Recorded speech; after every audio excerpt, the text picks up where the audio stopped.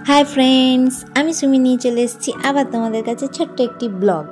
तो आजकेर ब्लगटा एकदम अन्यरकम देखेई बुझते पारछो। मेयेके दिये परिष्कार कराच्छि दुजन मिले, ओदेर खूब आनंद एसब करते दिले खूब खुशी हय।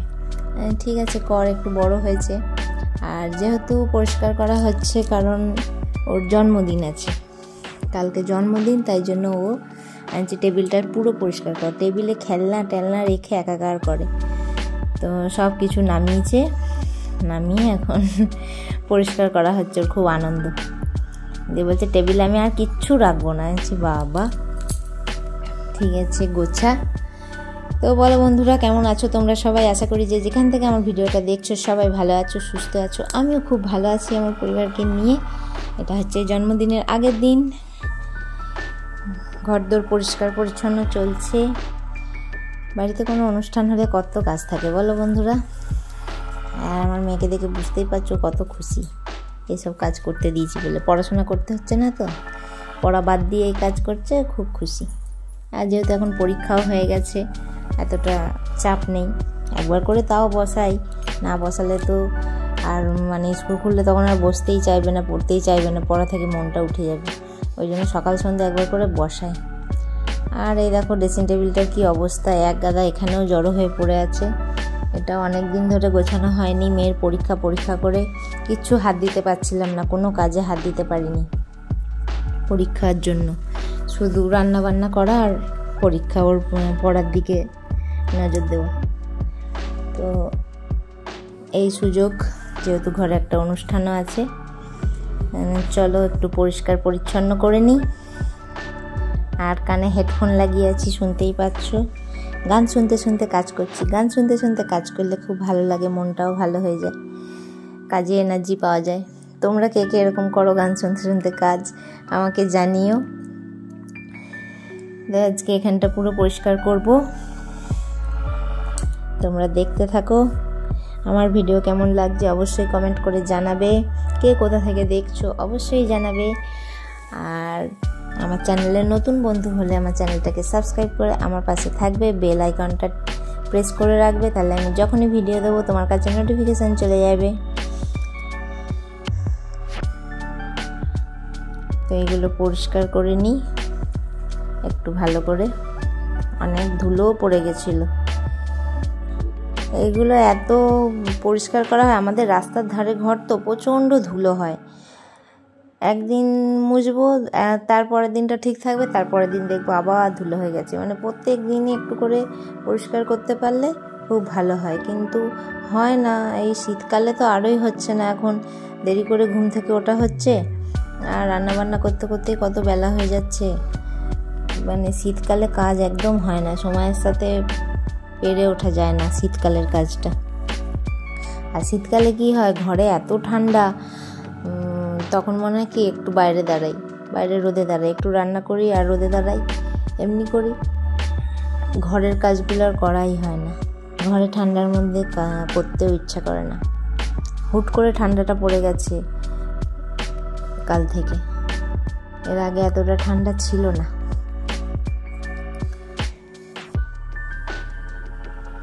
তো দেখো এখানগুলো ভালো করে মুছে নিচ্ছি, সবই পরিষ্কার করবো, সবই আস্তে আস্তে নামিয়ে। অনেক কিছু বাড়তি জিনিস মেয়েও ঢুকিয়ে রেখেছিল, সেগুলো সব ফেলেছি, ফেলে একদম পরিষ্কার করে দিয়েছি। পরিষ্কার করলে কি হবে, আবার দেখবো দুদিন পর সেই যে আগে তাই এই হয়ে যায়। এই জন্য খুব রাগ ধরে, তখন খুব চেঁচামেচি করি, এই পরিষ্কার করলাম আবার নোংরা করে দিয়েছিস। তো তোমাদের কার কার বাড়িতে এরকম হয় প্রবলেম জানিও। জানি এটা প্রত্যেকটা সংসারেরই এইরকম ঝামেলা হয়, এই ঝামেলাটুকু লেগেই থাকবে।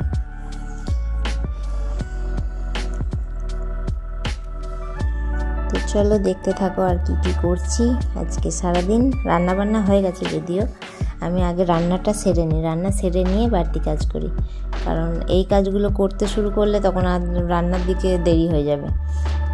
যেদিকে করতে যাব তো সেদিকেই দেরি হয়ে যাবে, সেই জন্য আগে রান্নাটা সেরে নিই, রান্নার ঝামেলা শেষ। এবার এগুলো করে তারপরে চান করে নেব।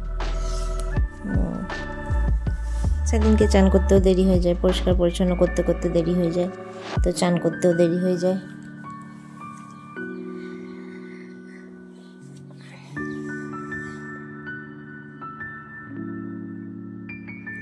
তো ভালো করে মুছে নিচ্ছি, পরিষ্কার করে নিচ্ছি।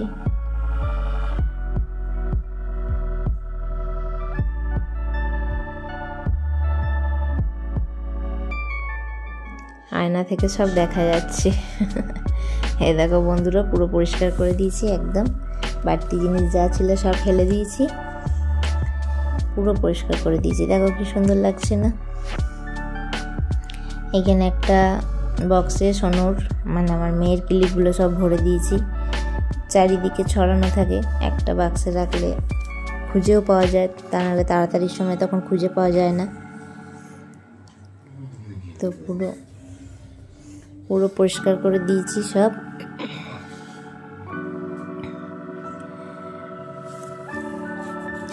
সন্ধেবেলায় বসেছি আমি আলমারিটা গোছাতে, কারণ এত জামা কাপড় হয়ে গেছে না, এই পুজো পাঠ এত পড়া হয়েছে, শাড়িগুলো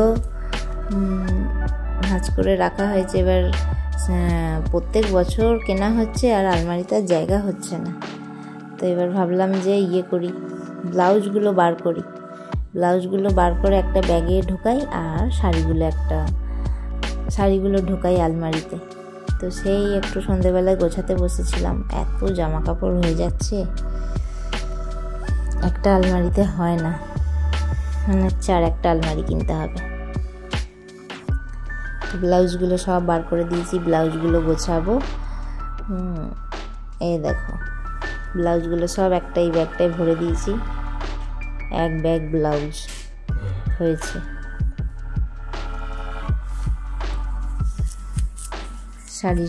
শাড়িগুলো ভরে দিলাম আলমারিতে, ব্লাউজগুলো ব্যাগে ভরলাম। আসলে শাড়ি তো বাড়িতে পরি না, যার জন্য মানে পরাই হয় না, শাড়িগুলো থেকেই যায়। শাড়ি ব্লাউজ সব কেনা হয় ঠিকই, পরি না বলে সব পরেই থাকে। দেখো বন্ধুরা, পুরো এক ব্যাগ হয়েছে। এই ব্যাগটা কত বড় ব্যাগ, এক ব্যাগ ব্লাউজ।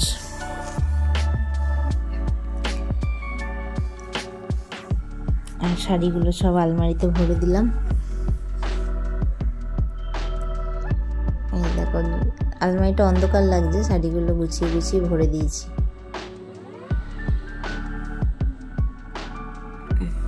পুরো একদম প্যাকড আপ আলমারি ভর্তি। এটা হচ্ছে তারপরের দিন সকালে বাজার করে নিয়ে এসছে।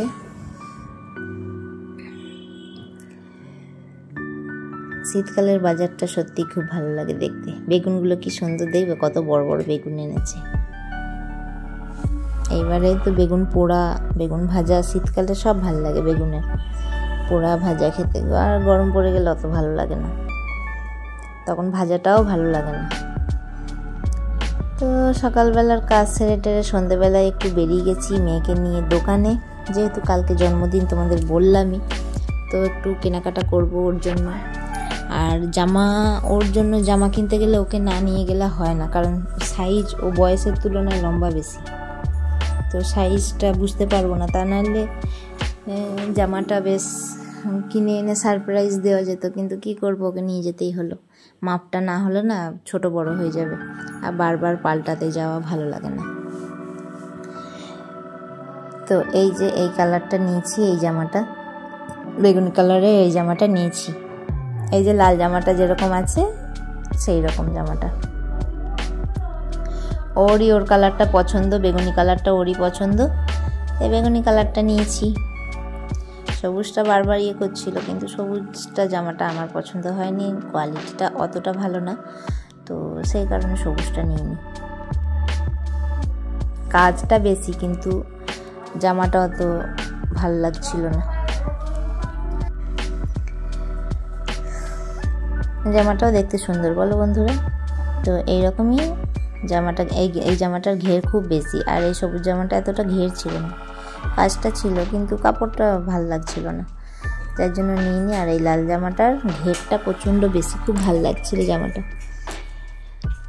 তো পার্পেলটা নিয়েছি, আর একটা এই যে হুডি, সোয়েটার টাইপের, এই একটা হুডি নিয়েছি। তো আর হ্যাঁ, জামাটা দিয়েছে আমার বড় দিদি সম্পাদি, আর এই সোয়েটার একটা কিনেছি, সোয়েটারটা দিয়েছে আমার বন্ধু ইউনুস। তো তোমাদেরকে থ্যাংক ইউ বলবো না, তোমাদেরকেও অনেক ভালোবাসা আমার অনুষ্ঠানে আমার সাথে থাকার জন্য, আমার পাশে থাকার জন্য। যদিও তোমরা অনেক দূরে আছো, তোমাদেরকে আমি বলতে পারিনি, নেমন্তন্ন করতে পারিনি, তো সত্যি তোমরা এইভাবে আমার পাশে আছো, মানে আমার খুব ভালো লাগছে। আমি খুব হ্যাপি, সত্যিই হ্যাপি আমি খুব, যে এত ভালো বন্ধু পেয়েছি, এত ভালো দিদি পেয়েছি এই ইউটিউবে এসে। তোমাদের সাথে যে এইভাবে সম্পর্ক হবে আমার, আমি ভাবতেই পারিনি। তো সব হলো, নিজের জন্য একটা নিয়ে নিলাম শাড়ি, যেহেতু জন্মদিনে পরবো সকালে, তো এই শাড়িটাই নিলাম। এই কালারটাই বেশ ভালো লাগছিল। শাড়িটারি নিয়ে চলে এসেছি ফুচকা খেতে। মেয়ে তো ফুচকা খাবেই, বেরোলেই ও ফুচকা খাবে। দিয়ে ফুচকা টুচকা খেয়ে আবার চলে এসেছি আমি একটা এই দোকানে। এখানে দেখি মেয়ের জন্য একটা পেন্সিল বক্স কিনবো, কারণ ওর পেন্সিল বক্সটা ভেঙে গেছে। পেন্সিল বক্স দিয়ে একদিন মেরেছি, পেন্সিল বক্সটা ভেঙে গেছে।